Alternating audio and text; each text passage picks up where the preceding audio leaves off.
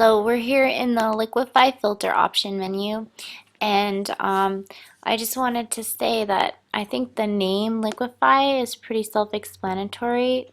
When I'm messing with the pixels here, it does kind of liquify them. Mr. B told me that actually liquify was a feature invented by Gerber, like the baby food company, to make kids smile even when they weren't smiling in a picture. So you could just squeeze the ends at the corners of their mouth and pull their mouth into a smile. Very convenient. And then I guess Photoshop bought it up. I think a lot of the filters actually in Photoshop have been bought by they've been like their own individual software, and then Photoshop bought them and added them to Photoshop. Or I guess I should say Adobe bought them and added them to Photoshop. So anyway, I'm just going to try to make this look as much like the books version as possible, and I think that's good, and hit OK. And it takes a few seconds to liquify the result because it's a lot of pixel moving. Okay, and even though it looks fairly sloppy in my opinion, it's okay. If I really didn't like it, I could redo it later and just throw that old layer away because I have the original wakeboarder underneath. It's always good to make a copy before you modify the image in any way. I always make a copy. Sometimes I have so many copies that I have to start deleting them because it takes up a lot of memory, which reminds me.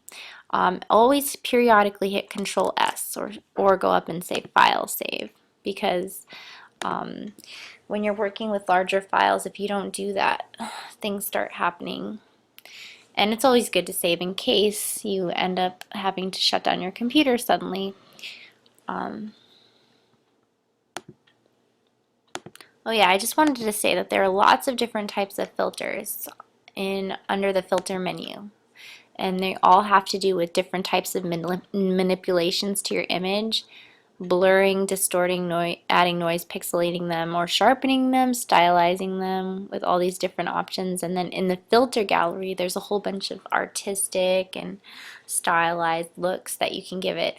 I'm sure you'll notice some of them, and we're going to apply them to the next images that we're adding to this composite. So why don't you go ahead and open up, I just hit Control O for the shortcut, open up not wakeboarding, rock climbing, open, and open parasailing, and open dirt bike.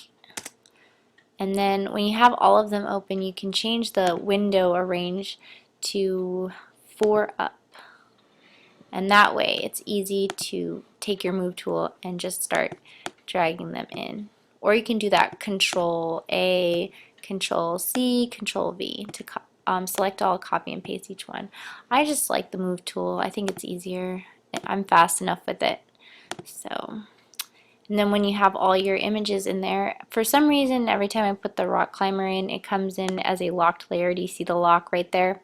So to unlock it, just click on the lock icon on top in the menu above all the layers, and then it'll unlock. And then what you can do is select all 3 of them, okay? So all 3 of these guys, you can click on the bottom and then hold shift and click on the top one, and it'll select all 3. And then with all 3 layers selected, your options panel automatically changes to the alignment options, and you can align them to the left. And then also what I want to do is, first I want to move the bottom one here. The rock climbing one should be on bottom, and then move it down to be aligned with our wakeboarder image, like the bottom there. And then move the parasailing one, I think it's on layer 2. That's why it's good to name them, so that you know. The thumbnails sometimes are just too small. Parasailing. Okay. And then this one would be dirt bike. And then this one is rock climbing. Okay, now I can select all 3 again, and then click this one